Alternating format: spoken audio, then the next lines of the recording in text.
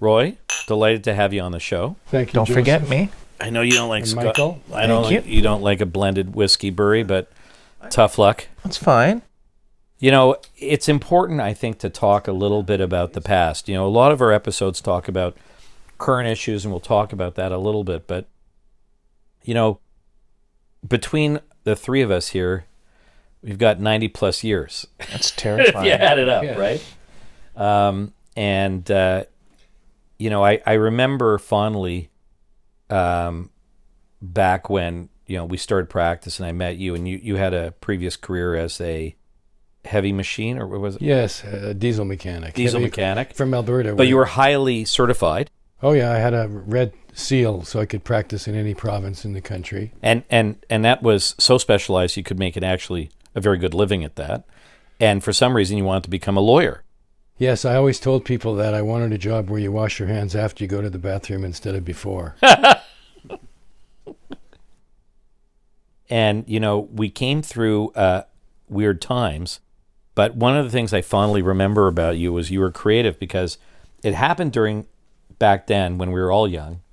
You know, we were taking legal aid cases, and not that there's anything wrong with it now, but it's so chronically underfunded over the last 3-4 decades. It continues to be chronically underfunded by our provincial government, who doesn't really give a shit about, you know, helping fund those who are quite vulnerable. But you had the mobile law office that you forgot about, and that's something I will never forget so Could you long forget as I about exist. that? Well, it just, And just talk to us about it, because it's a great piece of history. yes, well, It's like criminal law lore. when I left, I guess the idea for that, You were a Crown attorney for a while. yes, I was a Crown attorney in Brampton for a couple of years, and I did an undergrad at Carleton in law, and I did very well there. I was a TA in my second year and TA 2 classes in my third year, and it's pretty unusual to get to be a TA in your second year. I had a lot of work ethic at that time. You still do. And not like those days. I was a Well, the energy runs out a bit. machine. But anyway, that whole system at Carleton was all lawyers teaching students, and one of the main themes was access to justice. Yeah. And so I had a very fulsome education in access to justice and what it should mean and what it could mean. And so when I left the Brampton Crown's office, I remember telling Tyler Schuster, who was a fantastic Crown, who worked with me there, that what I was going to do was get a big van with a raised roof and call it the Mobile Law Office and carry all my case law around with me and my U.S. chucks and all the research materials, because U.S. chucks, for our audience, are not nunchucks. They're not weapons. It was actually a famous criminal text. yes, And remains so. it was one of those horrible ones where you get inserts and you have to put them in all the time. It was, Sadly, my book's like that. oh, I hate those. I would never buy another one of those. Take it you don't. You probably but can't. I take it you haven't purchased my book on dangerous offenders, but it's okay. That's fine. Go ahead. No, I haven't. But this is a good story. Talk. I love this. So anyway, And this is pre-internet, guys. This is well, pre this is, a lot this of is stuff. the reason for it, is because I was tired of doing trials where I didn't have my Precedents, your precedents, resources. because in those days I had alligator files where I had like assaults and there was like 100 cases in it, and there was threatenings and there was another 100 cases in there, because that was the meat and potatoes of my practice in those days. Today it's called desktop folder. Right. And so the bonus of it was a fantastic personal vehicle where it would make the table that I used for meeting with clients or other counsel and things like that could go down, and the cushions could go on, and it made a bed, and it had all the lights and air conditioning and everything you needed. So, Well, you were a mechanic, so that helped. well, I didn't build it. I had someone build it for me. Oh, okay. Someone who knew how to sew and make the cushions, and Well, that's so great. I had to get them to take the support beam that they put in the back where the back doors open out so I could put my golf clubs underneath. Did you have the "If This Van's a Rockin'" sticker? No. No, okay. But I had Curious. But you had a computer on board. I had a cell phone fax machine, Wow. if you can believe it. Yeah, no, I remember that. Yes. It might have worked 6 times. It certainly never received the fax. Wow. But occasionally, I did get to send one, and I had a little miniature battery-powered printer, and it was really quite a setup. And you had all the case law with you. And I had all my case law with me. I had a whole big file of charter precedents and things like that. And you drove out to clients. You met them in your mobile law office. I did, and I wish we had a picture because I remember it. Oh, so do I. I remember it visually. Parked It was in the white. Bram. yes, it was white and black. It was very Yes. visible. There is a picture on my website. I'll grab it. Grab it and put it on. Because this is criminal law lore. It really is. How advantageous did you find it during that time? Because we're talking, we had no access to internet. There was no, online searching of Canly or Quick Law or what do you call it now, LexisNexis or whatever. LexisNexis. Well, And clients, and we were working on limited resources for clients, right? Right. So this was like a great opportunity for you to go to people in communities and help them. well, not only that, because I had a reputation and a experience, I did a lot of driving offense work. Right. And so I got hired by Good point. dozens of other lawyers to take their client and to go to the scene of where it took place, and I would mount my camera, like the camera that's being used here, Yeah. and the client, the other lawyer's client, would turn the camera on, so it was going to be their video, and I would make sure that I would shoot like the lights and things so you could see visibility and so you could see curves and things like that. And so it was quite popular for that. And Yeah, and you did defend a lot of driving offenses. I did, yeah. You had very good technical expertise. And I worked as a Highway Traffic Act prosecutor for 3 years. That for my helped too, articles and things like that. And at night court at Old City Hall, my goodness, that was an experience. Night court. Night Court. court. Yeah. Not the show. Like the It was comedy. like right. it was like the show. There was agents. They weren't paralegals in those days, but they'd be sleeping in the court, waiting for their turn, and it was just hilarious. This is great to talk about, but those were fun times. They were. And for this is a great part of what we get to do every so often, because disclosure back in and it was pre us. So I was called in 1993. Bury, you're in 1992. Something like that. Roy, when were you called? 93. So we're the same year. So we're f***ing old. So, disclosure is something that you get when you write to the Crown Attorney's office and you want the evidence that's against your client. So police officers' notes, etc., statements, all that. We were at the tail end of the obscure concept of disclosure. Right. So you'd run a trial in 93, 94, 95, but before that as well, and you wouldn't get the police officer's notes. So the officer would be testifying. You'd get some notes the morning of. You'd get a statement beforehand. But do you remember when you started the trial and the officer's testifying, and then you go, Your Honor, can I review the officer's notes? Right. Yes. And Talk about that, because you were Crown too. I remember going up to an officer. Just get this. For all of you who are under the age of 50, okay? Just dig this, okay? And this was in Milton, and I'm doing a trial, and it's in youth court, and I forget his name. He was just a crazy judge. Anyway. Well, let's not say his name. Yeah, the officer is on the stand, and he's reading from his notes, and I said, "Well, where does it say that? I'd like to review your notes." Can I ask the judge if I could approach the officer? And the officer's chuckling away. And when I go up there, the officer shows me his notes, and they're in shorthand. What are you going to do? Yeah. It's not like you can. He's already told you what it says. Right. You think he's going to change what it says now? Oh, that's not what it says. I mean, if you think is bad now, Like, you have no clue, like, what we dealt with way back then. Literally, we would not get the police officer notes. The police officers would testify. The officer would be allowed to refer to their notes to reflect, upon what their memory was at the time, or to refresh their memory. And then we'd ask permission to go up and look at the officer's notes. That was our disclosure of a majority of the case. Because back then, I'm sorry, there was no video statements, right? There was no video statements. The complainant statement was in the officer's notes. Right. Just think about that. Do me one favor. What year did you start as a Crown? Was it 94? No, it would have been 93. 93 to 95. And Stinchcombe came out when? 4 or 93.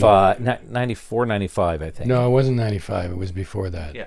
So Stinchcombe was a Parks landmark case. Parks was 92, I think. Yeah. Bury, can you just, for legal purposes, because you're the appellate genius in our office, That's just a rumor. plus good trial lawyer, tell us what Stinchcombe was and why this was transformative.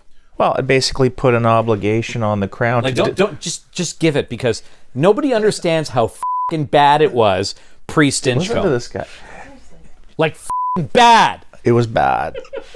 It was like, give us whatever you have, is what Stinchcombe said. So the Crown now had to give us everything before trial, not the morning of, not the day before, in advance of the trial. So imagine that. So do you remember any trials as a Crown just before Stinchcombe where, like, there was like a modicum of disclosure? I remember I used to have to disclose, which they stopped making us disclose, was use of force reports. Right, yeah. Mm-hmm. And that's because there would be always an issue about whether there was excessive force used or whatever. And so that raised the red flag that made it sort of more... I'm good still, thank you. It made it more relevant and harder to say no to. Right. So this is amazing. Of course, try and get a use of force report today. It's crazy because, Stinchcombe was the most transformative decision I can think of in criminal law, Huge. where we get disclosure of everything the Crown has. And it was fought for years. And it took decades, 2 decades, I think, frankly, to get to the point where we really do get everything. Would you agree with that?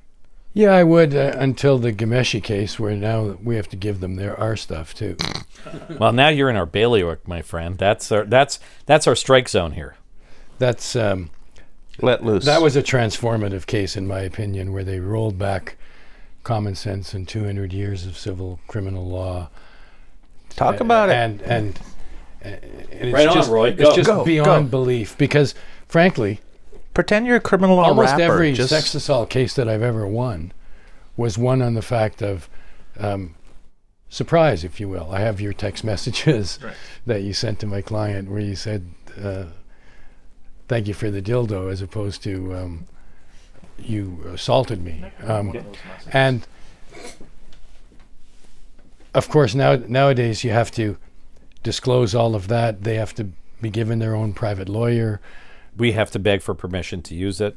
Well, what good is it once they have weeks to consider why they fabricated it? I have a pretty good perspective on that now, and I have to say, as skeptical as I was about the complainant's lawyers being involved in the process and the disclosure of the defense evidence, I'm now changing my position. And I've said this in a few episodes. You like that? No. But I'll say 3 things. 1, there is an advantage when you have a judge alone trial to doing a very detailed application, laying out your defense and all the evidence, because the judge gets a preview of your story and why the complainant's not reliable or credible. 2, it forces us to very carefully lay out and plot our defense narrative. And 3, I'm impressed with a number of complainants' lawyers that I've dealt with who have not disclosed the full extent of the defense evidence. They have not. They really have not. And I give them credit, and I've litigated against a number of them. What could the possible reason be for that? Honesty. They believe you? No, I think they want to be honest to the role. They don't think their role is to give the complainant an opportunity to come up with an excuse for what they did or what they wrote. They think it's just simply an opportunity to get instructions on how to address certain 276 and privacy issues, and they don't want to taint the evidence. I have been delightfully surprised by that, and I commend those lawyers that I've had those cases with. But we all, like you, have feared the worst, and sometimes we have met that. And I'll say one other thing. Number 4. When it has been fully disclosed, the complainant's desire to preempt my cross has resulted in their detriment, because they have not been able to fully think through it in a way that we're able to capture it.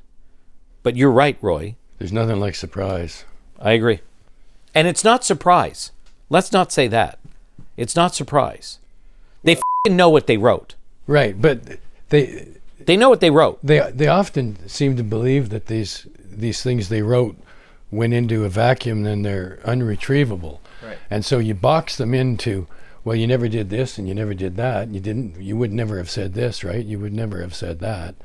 And as long as you close the box tightly enough, yeah, bringing the stuff out, that's what I mean by surprise. Oh. And what did that mean to you? Just one of those aha moments. I love those moments. But in the sense of, because we talk a lot about, and I've been vilified recently on X. What's X? Max, what's X? Twitter. Oh, yeah, Twitter. Yeah, thanks, Elon. I need the lexicon of it. But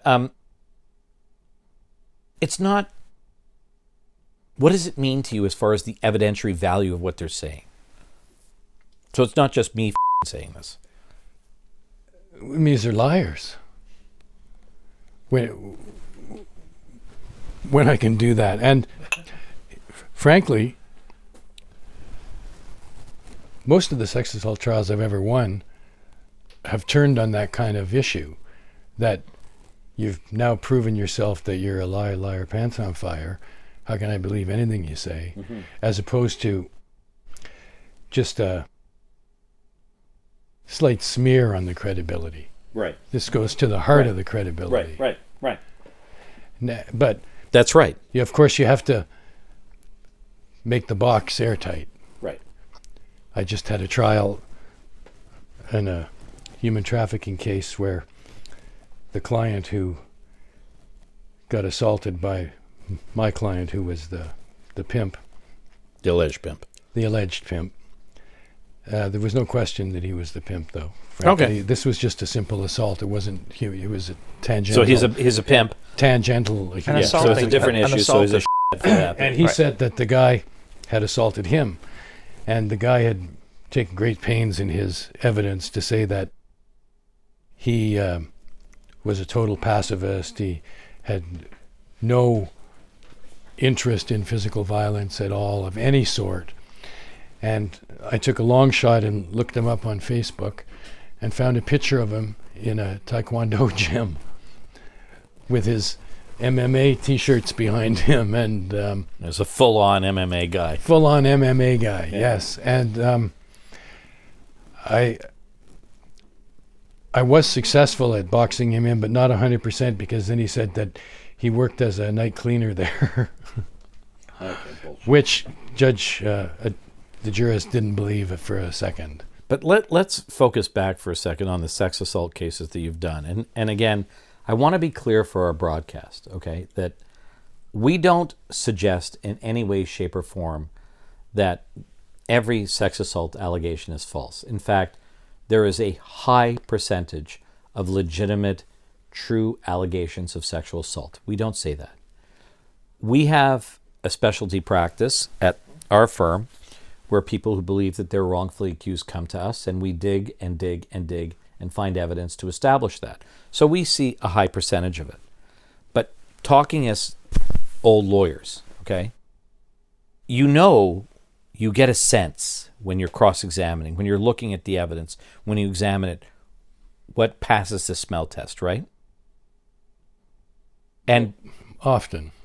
And doing some of the sex assault cases you've done, did you have that sense there was a false allegation? Yes, I had. In many of them, I had that sense. And in many of them, I had some kind of evidence that I was going to be able to produce that was so inconsistent with what human nature and human interaction was that it raised red flags for me. And so then you'd start to dig. And in your cross-examination, you would have to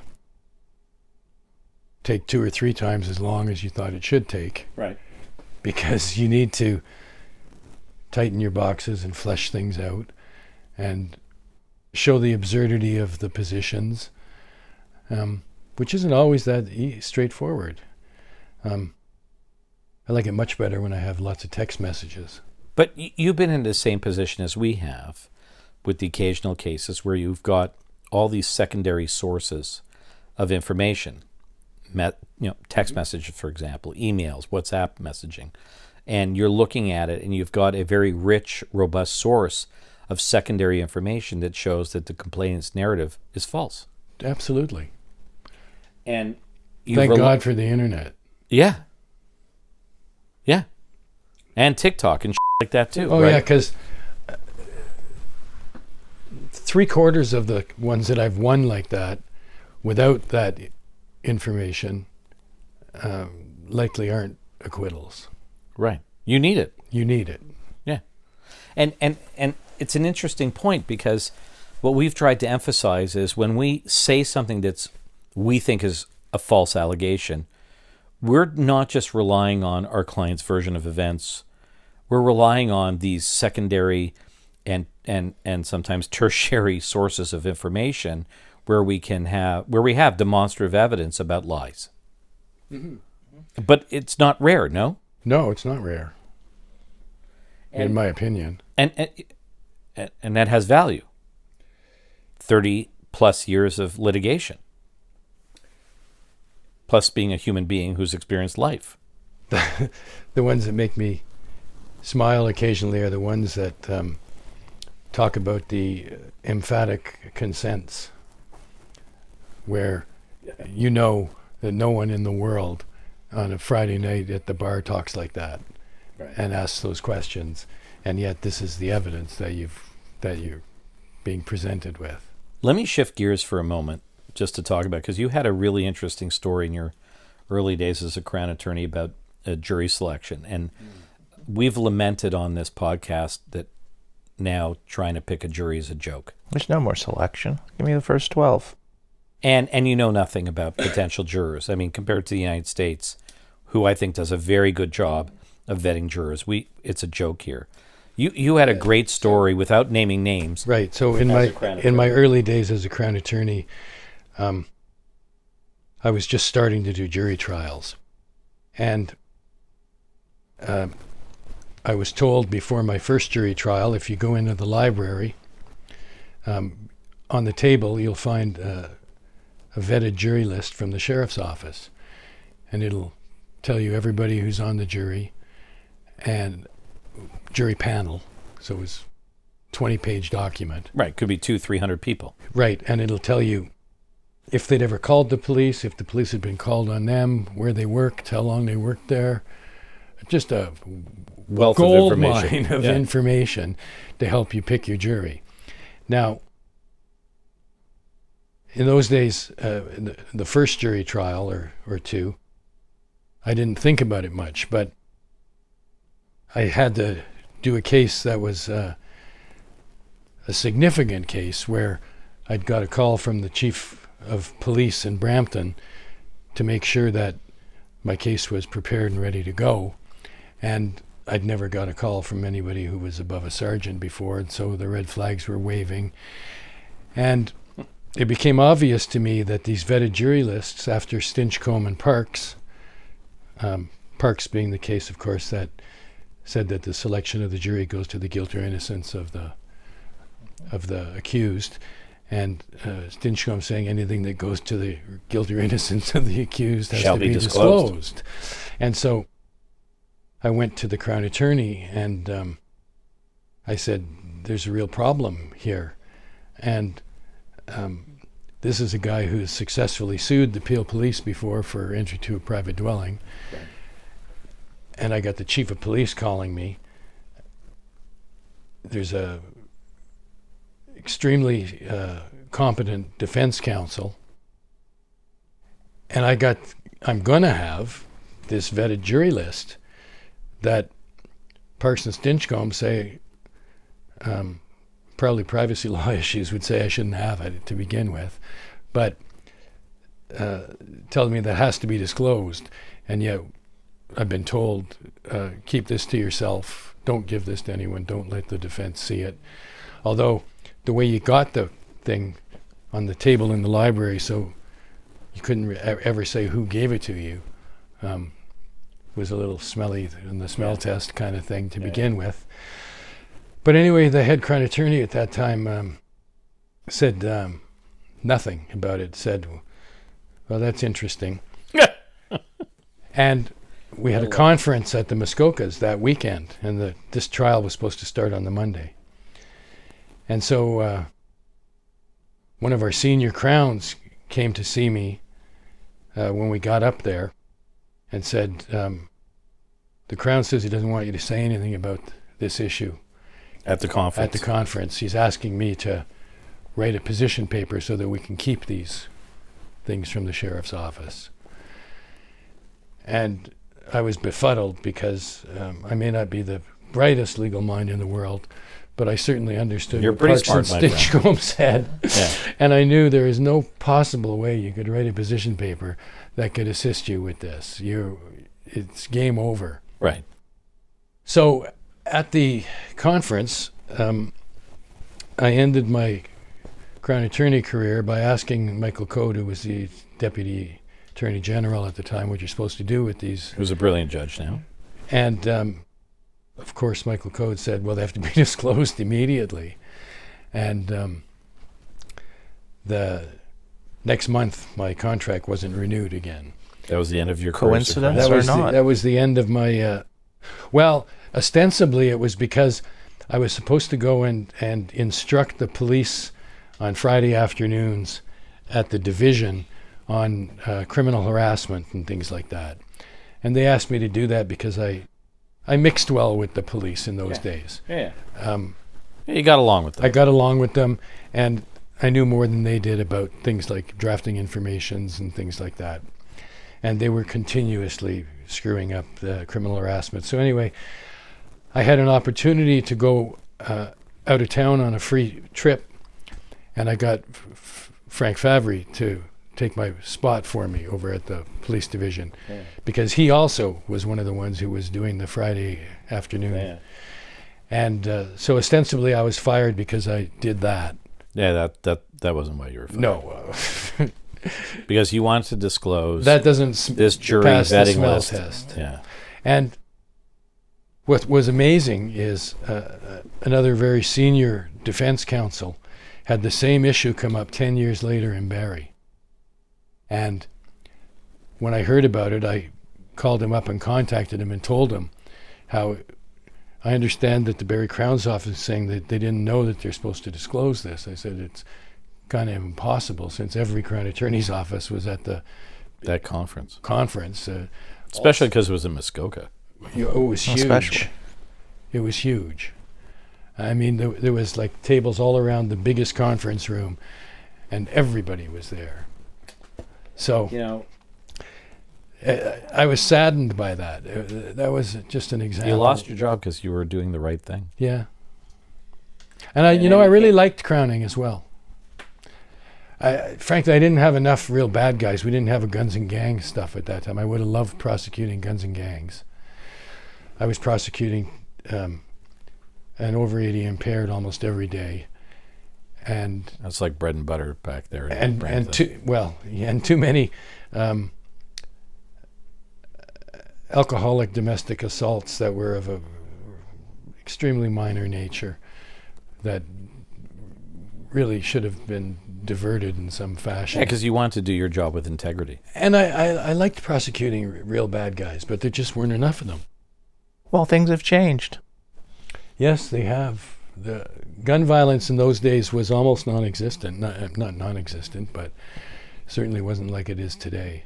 But you know what I want to focus on, and as we sort of close out this episode, back then you got access to a lot of information about a potential jury. So the panel could be 200, 300, 400 people that we have to pick from, and that information the Crown Attorney had.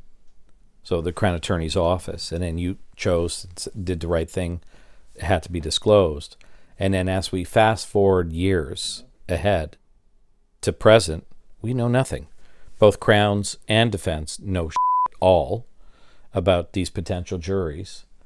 We cannot ask any questions, and now we can't even challenge for cause. Well, you used to have a lot of stand-asides and stuff like that. We have nothing now. No. There's no preemptory challenges. Well, I guess you still have the challenge for cause with respect to like some small, racial issues. Yeah, which is not small, but really but is. you have to in the overall scheme, it actually really is small. You have to draft your question in such a way that it's so non-offensive.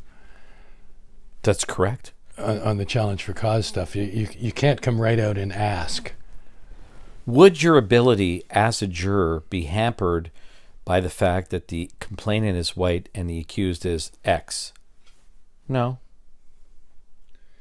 It's ridiculous. Right, it's ridiculous. Anyone can. The people with the strongest bias are the ones that will give the most emphatic no. And the ones that don't want to be on the jury will say yes. Yes. They want to work the next day. Yeah. But we don't know anything about potential jurors. We're not allowed to preemptory challenge anybody. We're not allowed to even... We barely know. We know a name and an occupation. And so from where you came from, I find this so fascinating that you had that wealth of information back then to where we are now. And it was comprehensive. I mean, like unbelievably comprehensive. This is where the United States got it right. There's so much of the U.S. justice system, and our U.S. viewers can criticize me or not. It's a up system there. It's designed to crush people. I'm sorry. But they're great on jury selection, and we are horrible. You know why? Because our government doesn't want us to have juries. We want an undemocratic criminal justice system, in my opinion. Taking the whole prelim away. I mean, oh my God. Yeah. How many times have a prelim been like the godsend of defense work? The godsend of defense work. Yeah. Absolutely. No, you're absolutely right.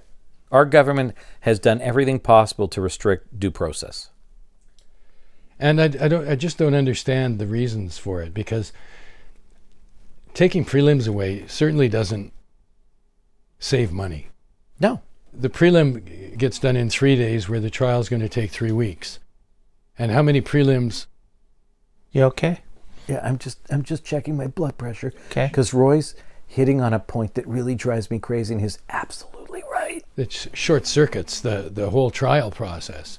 And then there's a Crown resolution meeting that's quite reasonable after... or you have an exit pretrial. Or yeah. So you have a meeting with the judge and the Crown after a prelim and discuss the merits of the case, and sometimes it gets withdrawn. And so our Prime Minister... Here we go, folks. And the Justice Minister at the time, who I never want to see in a position of authority ever. The Justice Minister was, what's her name? Judy Raybould? Yeah. Yeah. God, what a disaster. Yeah. Yeah. And you know what? I had hopes for her. I had hopes. As an indigenous background, would understand, the stacks of, difficulty for people of marginalized backgrounds and vulnerable to have justice and access to justice. And that was like, no, I'm just going to cut everybody off at the knees.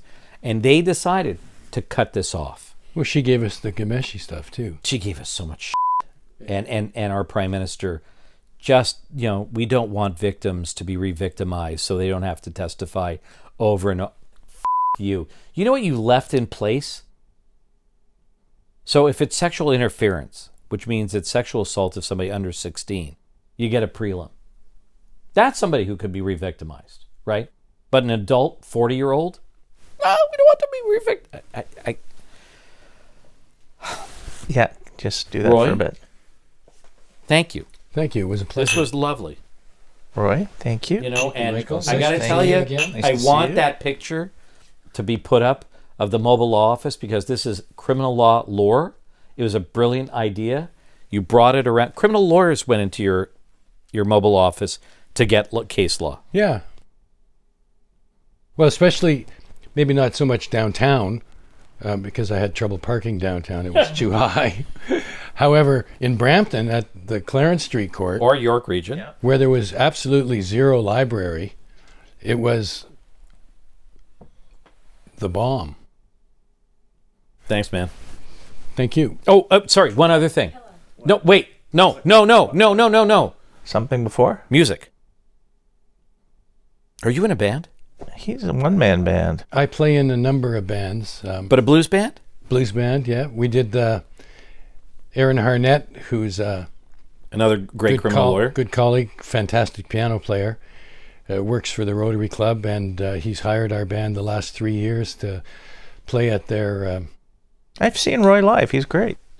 What's the name of your band? The Blues Miners. And what do you play? Harmonica. You yourself. Harmonica. A. It is. All right, I just wanted to get that plug in because I love it. I'm not actually in the band, but I played with them 150 times, so I can sit in with them at any time. Roy, I got to have more harmonica. I got to have more. I've got a fever, and the only cure for it is more harmonica. That's from an SNL thing, but that's great. I love it. I saw it on. He's I accepting saw it on Facebook and engagements, Instagram, folks. and I think that's amazing. You have to give us your phone number if anyone It needs is a certainly harmonica player. my passion. Right on. Well, thank you, Roy, for You coming get to on. hold the pillow, Roy, as All we right. sign off. Here, hold. Here, you can, okay, so thank you everybody for watching, and don't forget to like, comment, subscribe, share, and send us your comments and questions. And frankly, on our last podcast, I got some great emails and comments about what everybody wants to hear. So keep it up. Thank you so much for your support and for your viewership. We really appreciate it. Thank you, everybody. Thank you, Roy. Thank you, Roy. Pleasure, Joe. Good night, everybody.